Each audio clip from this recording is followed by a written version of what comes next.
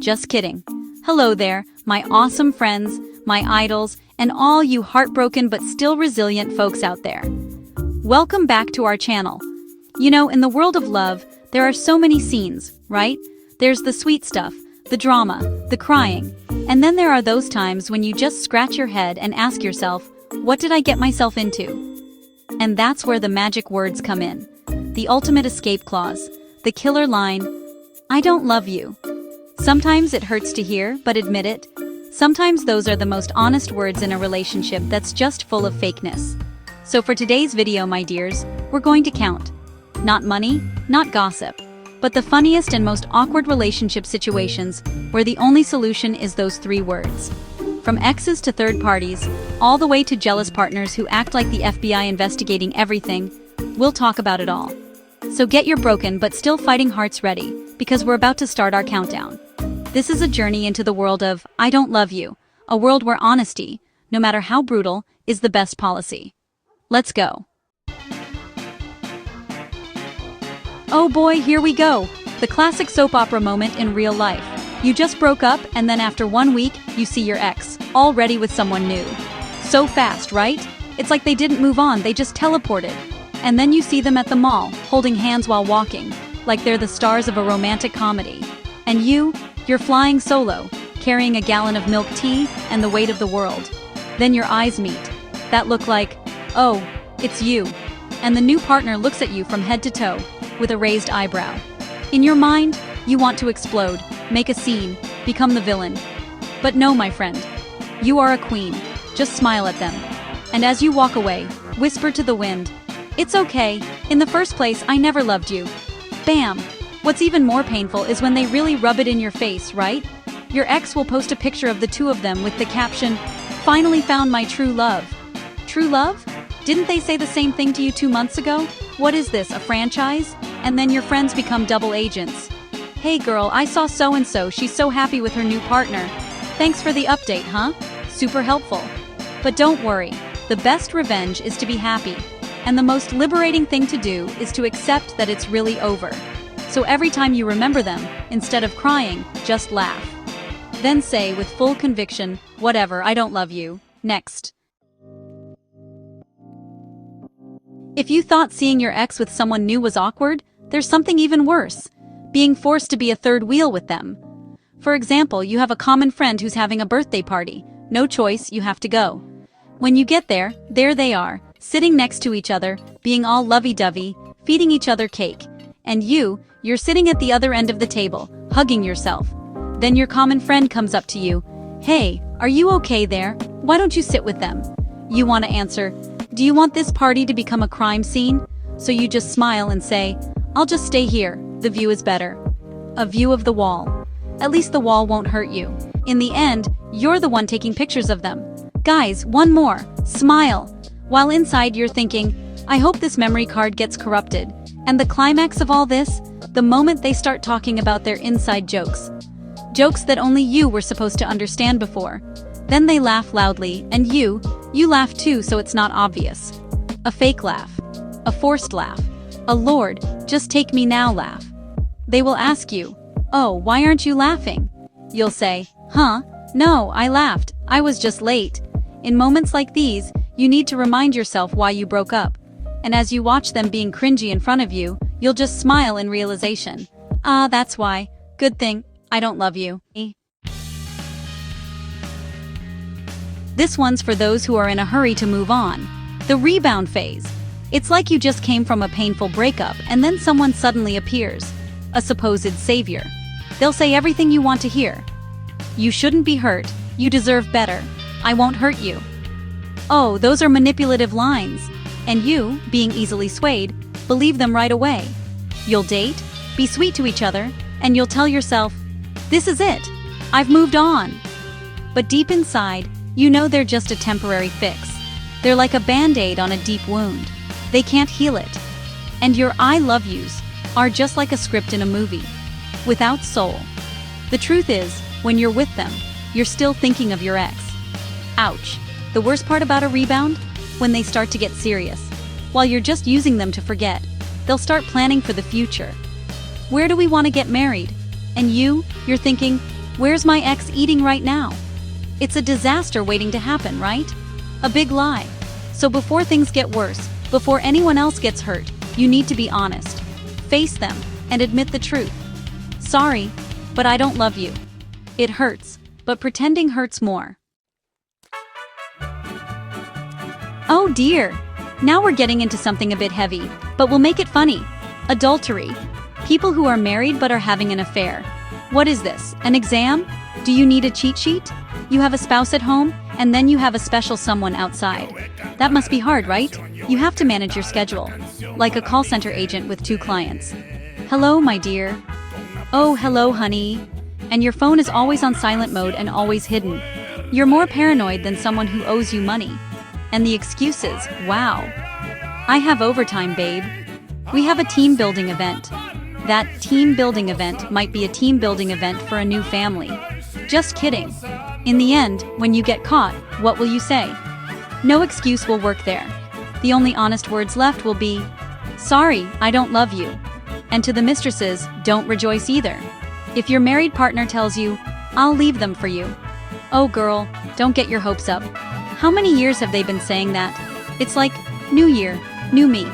Always said, but never happens. If they could cheat on their spouse, whom they vowed to in front of God, what do you think they'll do to you? You, who has no contract.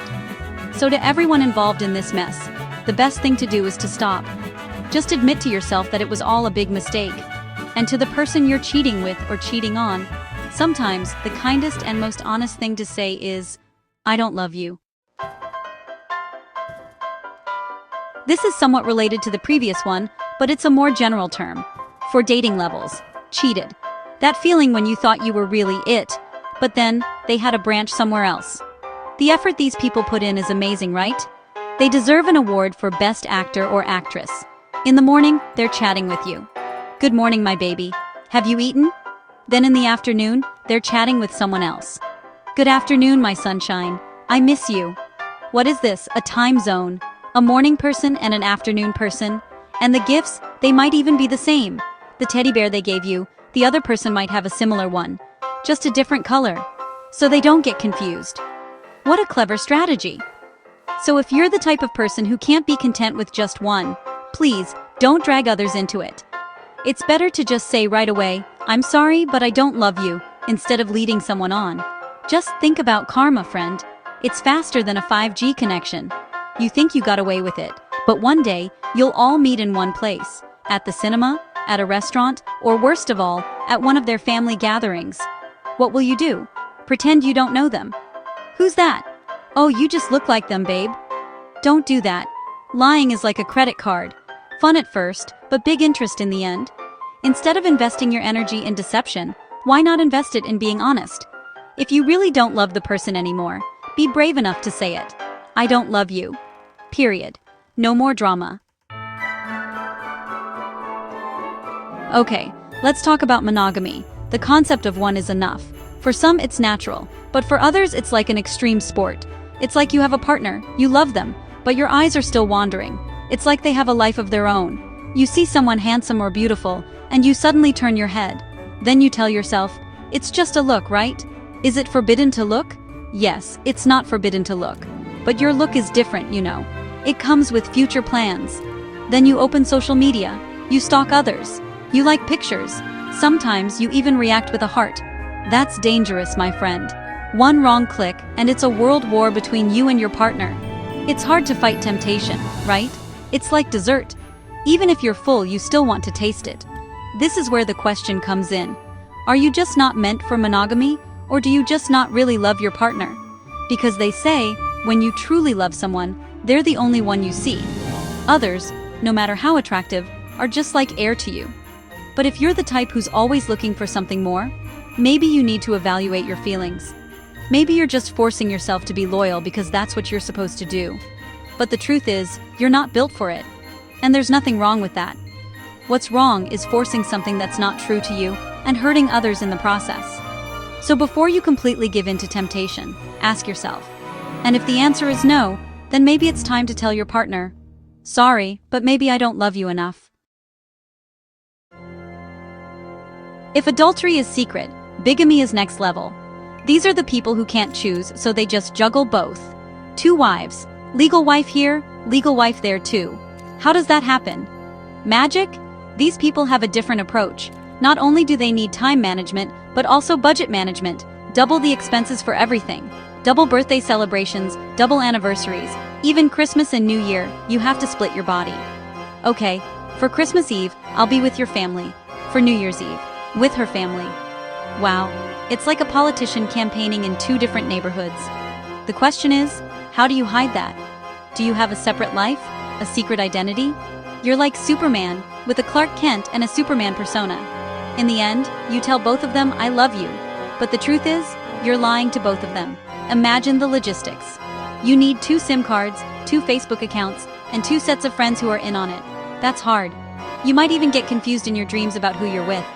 Then one day, your 2 families meet at the SSS or Pag-ibig office. Oh, Mrs. Dela Cruz, I'm Mrs. Dela Cruz too. Awkward. That's when the trouble starts. The ultimate aha moment for everyone involved. In this situation, no I love you can save you. The only thing you can say is the truth you've been hiding for so long. To one of them, or maybe to both of them, the message is the same. Forgive me, but the truth is, I don't love you. Times 2.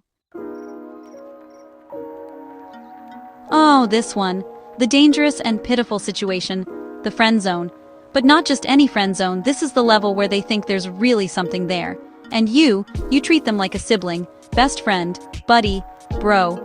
But for them, every arm around them has a meaning. Every take care means I love you to them. Then you'll wonder, why are they acting so weird lately? They keep asking who you're dating, becoming possessive. Who's that? Why are you with them? Are they more fun to be with than me? Oh, that's a red flag. They've evolved from a friend to a potential stalker. And you, because you don't want to hurt them, you avoid the topic. But as time goes on, it gets worse. Everything becomes awkward. You can't even talk normally anymore because there's so much tension in the air. The day will come when they confess. I've wanted to tell you for a long time. And as they speak, your heart feels like it's being put in a blender. You don't want to hurt your friend's feelings. But it would be more painful if you led them on, right? You need to be brave. You need to be honest, no matter how painful. That moment when you look into their eyes and say the words you never wanted to say. You're important to me as a friend, but that's all it is. This is a version of I don't love you that you need to say with kindness and respect. It's heartbreaking, not just for them, but for you too, because you might lose a friend. But that's the right thing to do. Who here has a jealous partner? Raise your feet. The type of partner who gets jealous of everything, even the store clerk you smiled at. It's a big deal. Why are you smiling at them? You like them, don't you? Even the cat you petted. You love that cat more than you love me. Wow. You have to walk with your head down so you don't see anyone and don't get anyone jealous.